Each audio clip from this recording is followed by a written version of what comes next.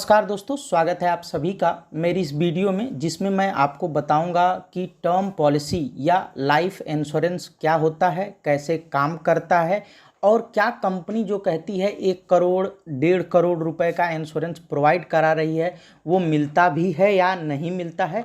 इस तरह की सारी जानकारी आपको इस वीडियो में मैं दूंगा। साथ में ये भी बताऊंगा कि आपके नॉमिनी या आप किस तरह से क्लेम सेटल कर सकते हैं और इसका प्रीमियम इतना कम क्यों होता है। जैसा कि आप जानते हैं कि टर्म पॉलिसी का प्रीमियम काफ़ी कम होता है, तो उसके पीछे का रीज़न भी मैं आपको बताऊंगा।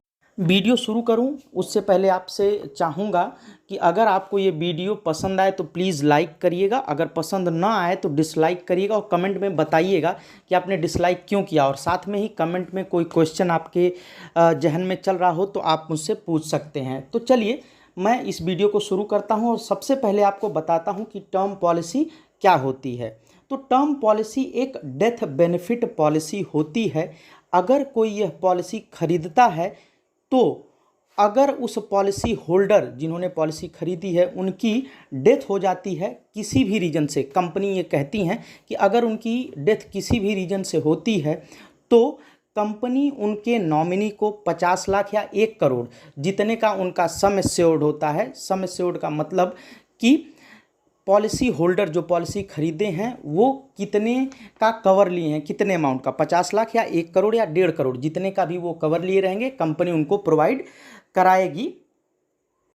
तो ये आप माने या ना माने वो आपके ऊपर डिपेंड करता है या मेरे ऊपर डिपेंड करता है। और ये मानने ना मानने की कोई बात नहीं है। अगर ये आप जानना चाह रहे हैं कि कौन कौन सी डेथ कवर होती है तो कंपनी कहती है हर तरह की डेथ कवर होती है, लेकिन मैं कहूँगा कि ये मानने से पहले अगर आप एक पॉलिसी ले रहे हैं तो उसका बॉन्ड पेपर ज़रूर पढ़ लें कि किस किस तरह की डेथ कवर होती है। अब मैं दूसरे नंबर पे आता हूँ जिसमें मैं आपको ये बताऊँगा कि ये पॉलिसी किन किन लोगों को, टर्म इंश्योरेंस किन किन लोगों को मिल सकता है, उसकी एलिजिबिलिटी क्राइटेरिया क्या होती है। तो सबसे पहले ये पॉलिसी वही लोग ले सकते हैं जो अर्निंग करते हों, या तो बिजनेस करते हों, उसका भी कंपनी को प्रूफ देना पड़ेगा ITR के रूप में। दूसरा, वो लोग जो जॉब करते हैं उनको 6 महीने की सैलरी स्लिप देनी पड़ेगी या फॉर्म 16 देना पड़ेगा। अगर ये पॉलिसी वो लेना चाह रहे हैं तो उनको पूरी तरह से फिट एंड फाइन होना पड़ेगा। मतलब जो एक पॉलिसी लेने जा रहे हैं डेथ बेनिफिट की टर्म पॉलिसी, वो पूरी तरह से फिट हो, ऐसा ना हो कि किसी तरह के पेशेंट हो। कंपनी मेडिकल टेस्ट कराती है ये पॉलिसी लेते टाइम। और अगर वो किसी भी तरह की स्मोकिंग या ड्रिंकिंग करते हों तो वो भी कंपनी को उनको बताना पड़ता है, और कंपनी जो टेस्ट कराती है उसमें ये चीज़ें क्लियर भी हो जाती हैं।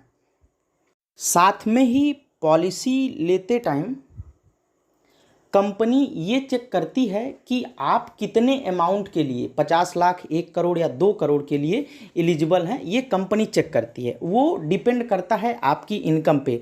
मैं एक उदाहरण से बताता हूँ कि मान लीजिए आपकी इनकम महीने की जो है 25,000 है और वो साल भर की 3 लाख हुई, तो जितनी आपकी इनकम है उसके 20 से 25 गुने के बराबर कंपनी सम एश्योर्ड यानी कि आपको पॉलिसी कवरेज देती है। तो ये मान के चलिए कि अगर 3 लाख है तो 60 लाख रुपए तक की ही पॉलिसी आप ले पाएंगे, ये नहीं कि 1 करोड़ की पॉलिसी ले पाएंगे। ये भी उम्र पे डिपेंड करता है। अगर कोई 40 साल का आदमी लेना चाह रहा है तो उसको 10 गुना ही, जो उनकी इनकम है उसके 10 गुने के बराबर ही उनको सम एश्योर्ड मिलेगा। अब एलिजिबिलिटी आपको समझ में आ गई होगी कि कौन कौन लोग ये पॉलिसी ले सकते हैं।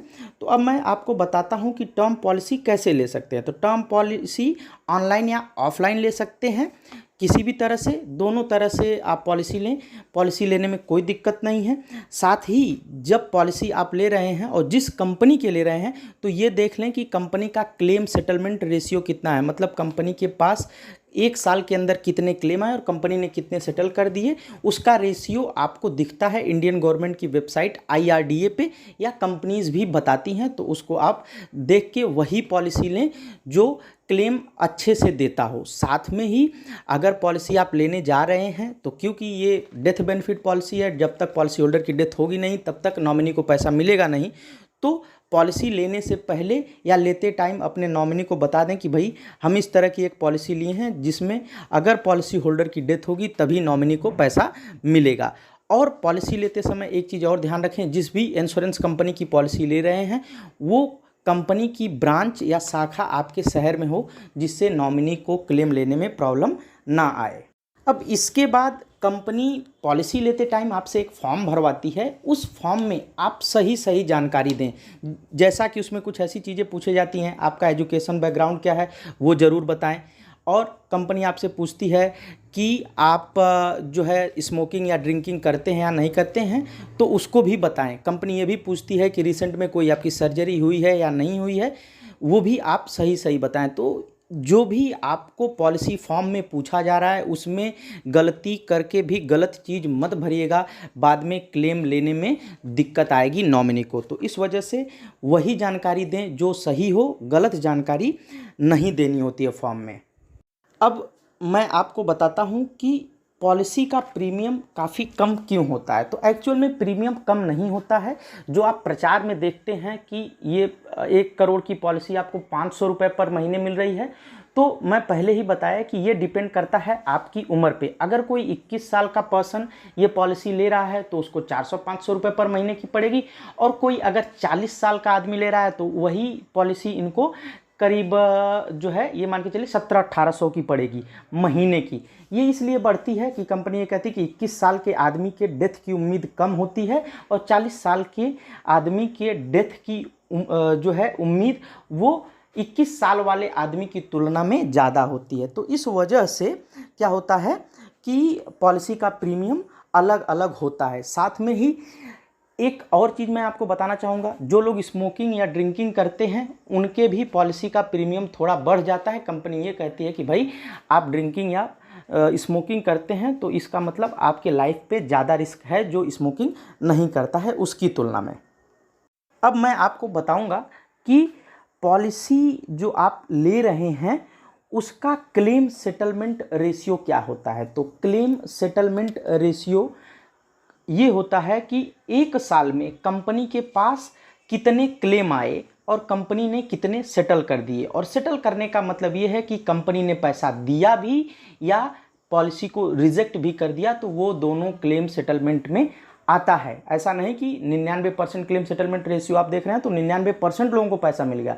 हो सकता है कि कुछ लोगों का क्लेम रिजेक्ट हो गया, वो कंपनी की नज़र में क्लेम सेटल्ड है। तो इसको ध्यान रखिएगा। क्लेम सेटलमेंट रेशियो का मतलब होता है कि कंपनी के पास 1 साल के अंदर में, एक फाइनेंशियल ईयर में कितने क्लेम आए और कंपनी ने कितने सेटल कर दिए।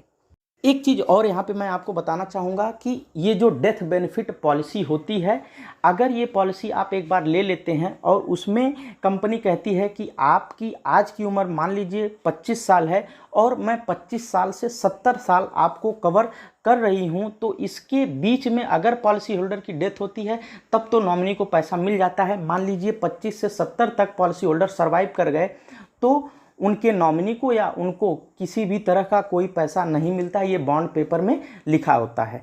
बशर्ते आज के समय में कंपनी ने रिटर्न ऑफ प्रीमियम पॉलिसी, मतलब कि जितना प्रीमियम आप दे रहे हैं कंपनी उतना आपको वापस कर देगी, इस तरह की भी पॉलिसी कंपनीज ने लॉन्च की हैं।